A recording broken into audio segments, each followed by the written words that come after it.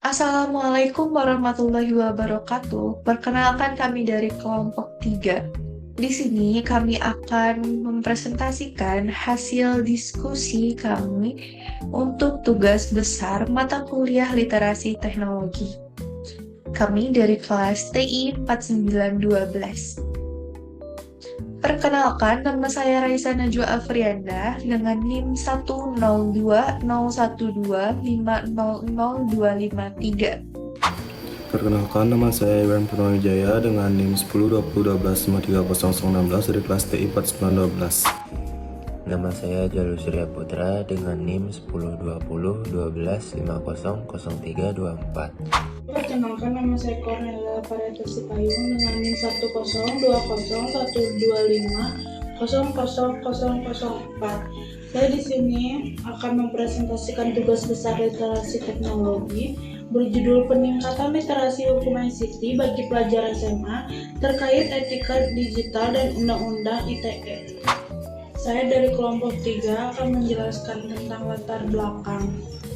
Pertama, latar belakang itu perkembangan teknologi digital Indonesia sangat pesat, ditandai meningkatnya penggunaan internet, media sosial, e-commerce, fintech, dan layanan digital lainnya.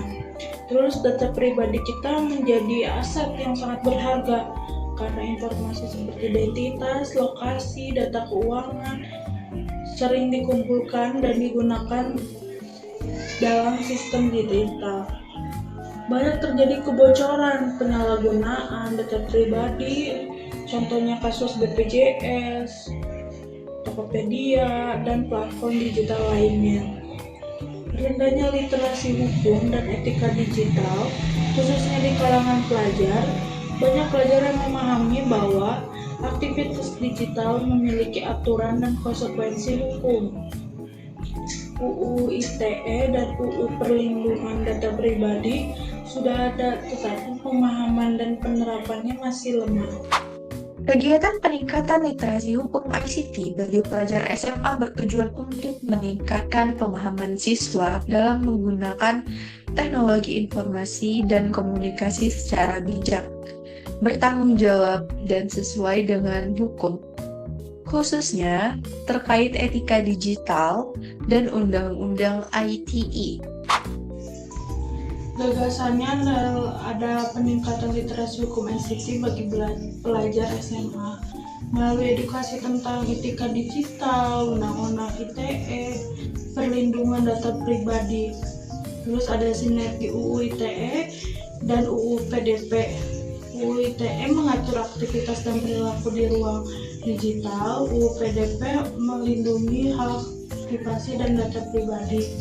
Keduanya saling melengkapi untuk menciptakan ruang digital yang aman. Terus ada edukasi tidak hanya teori tapi kesadaran perilaku. Bijak menggunakan media sosial, tidak sembarangan menyebarkan data pribadi, menghormati hak digital orang lain.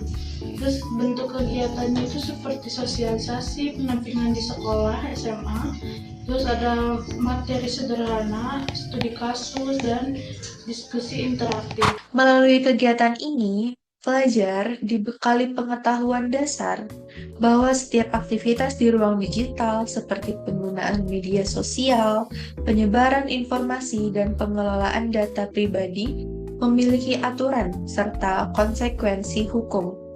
Manfaat yang diharapkan adalah meningkatnya kesadaran hukum dan etika digital, sehingga para pelajar mampu bersikap sopan, menghormati hak orang lain, serta lebih peduli terhadap perlindungan data dan privasi. Untuk dampak positif dari kegiatan ini adalah berkurangnya potensi pelanggaran hukum di dunia digital oleh generasi muda, serta terbentuknya budaya digital yang lebih aman, tertib, dan bertanggung jawab, sejalan dengan upaya perlindungan data dan keamanan cyber di era digital. Pada program ini, skema PKM yang dipilih adalah PKMPM atau pengabdian kepada masyarakat. Pemilihan skema ini didasarkan pada fokus kegiatan yang bertujuan untuk mengatasi rendahnya literasi hukum ICT pada pelajar SMA melalui kegiatan edukasi dan pendampingan yang berkelanjutan.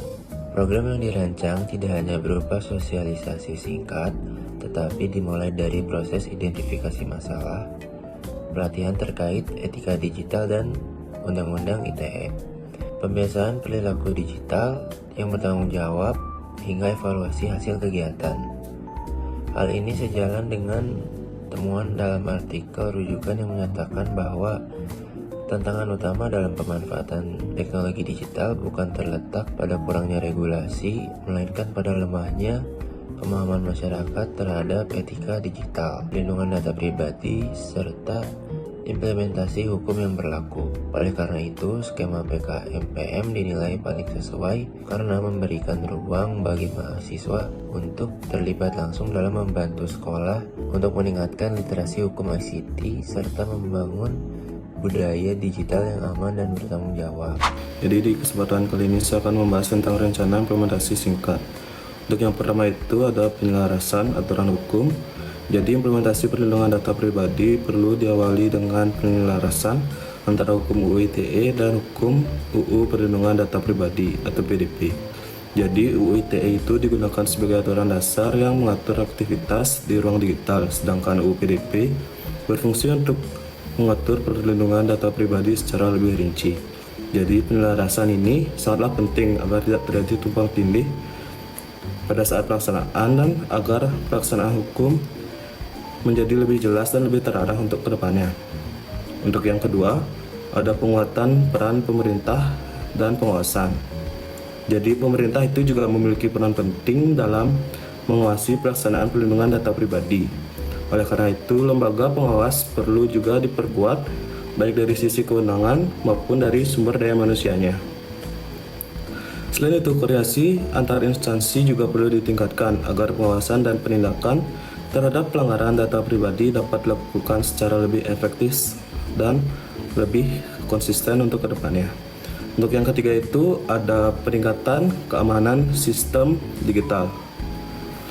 Untuk peningkatan keamanan sistem digital itu, penyelenggara sistem elektronik seperti platform digital dan layanan online wajib untuk meningkatkan keamanan dan sistem mereka. Hal ini dapat dilakukan dengan menerapkan standar keamanan cyber yang lebih baik serta mempertahankan perlindungan data pribadi sejak awal perancangan sistem melalui prinsip privacy by design dengan sistem yang aman. Untuk risiko kebocoran dan penyalahgunaan, jika setelah itu digunakan semua, maka data pribadi dapat dikurangi untuk penyalahgunaannya. Untuk yang keempat, ada penanganan dan pelaporan kebocoran data.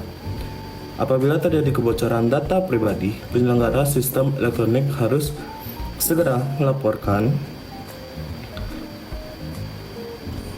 kepada penyelenggara sistem untuk kejadian tersebut kepada pihak yang berwenang dan kepada pengguna yang berdampak. Sedangkan pelaporan yang cepat dan terbuka penting agar masalah dapat segera ditangani dan kerugian yang lebih besar dapat dicegah. Langkah ini juga bertujuan untuk menjaga kepercayaan masyarakat terhadap layanan digital. Untuk yang terakhir atau yang kelima itu ada peningkatan edukasi dan kesadaran masyarakat. Perlindungan data pribadi tidak hanya menjadi tanggung jawab pemerintah dan pelaku usaha, tetapi juga menjadi tanggung jawab sebagai masyarakat. Oleh karena itu, maka harus dilakukan edukasi mengenai hak atas dasar data pribadi, secara melindungi data, serta risiko yang dapat terjadi di ruang digital. Dengan peningkatannya, kesadaran masyarakat perlindungan data pribadi dapat berjalan dengan lebih baik. Selanjutnya, luaran yang diharapkan dari program ini adalah meningkatnya pengetahuan, kesadaran, dan sikap kritis pelajar SMA terhadap etika digital, Undang-Undang ITE, dan perlindungan data pribadi. Peningkatan tersebut diukur melalui hasil pretest dan post-test, serta perubahan perilaku siswa dalam aktivitas digital sehari-hari. Selain itu, program ini juga menghasilkan modul pendampingan media edukasi seperti poster dan materi digital, serta laporan pelaksanaan yang dapat dimanfaatkan oleh pihak sekolah. Luaran tersebut sejalan dengan artikel yang menekankan pentingnya literasi digital dan kesadaran hukum sebagai bagian dari pelindungan hak privasi, dan pembangunan ekosistem digital yang aman. Dengan adanya luaran tersebut, program ini diharapkan mampu memberikan dampak jangka panjang bagi sekolah dan dapat direplikasi di lingkungan pendidikan lainnya. Sekian penjelasan untuk tugas besar literasi teknologi dari kelompok 3. Kurang lebihnya mohon maaf. Wassalamualaikum warahmatullahi wabarakatuh.